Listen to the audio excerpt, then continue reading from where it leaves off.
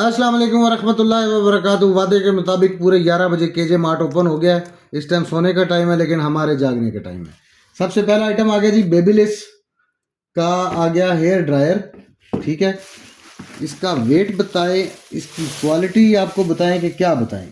आप इसकी वायर की क्वालिटी देखें कितनी माशाल्लाह वीआईपी और फ्लेक्सिबल सी वायर है। और ये चेक करें, बिल्कुल ब्रांड न्यू कंडीशन में अनयूज्ड अनटच पीस। ये इसके साथ आगे लगने वाली एक्सटेंशंस भी मौजूद है। ठीक है, इसको ऑन करके भी चेक कर लेते हैं। अभी ये तो यूपीएस वाली सॉकेट, लेकिन चलो डेमो ही देना है ना। ये ऑन ऑफ बटन है इसका, ये इधर से ऑन, ये ब्लैक ऑन ऑफ है। ठीक है, गर्म हवा आ रही है ठीक ठाक। ये इधर 1 लेवल आ गया इसका हीट का, ये हीट ऑफ हो गई, ये फुल हीट वाला ऑप्शन आ गया। और ये ठीक है, ये कोल्ड प्रेस भी है इसमें। ये बटन दबाते हैं आप, हीट ख़त्म हो जाती है। ठीक है,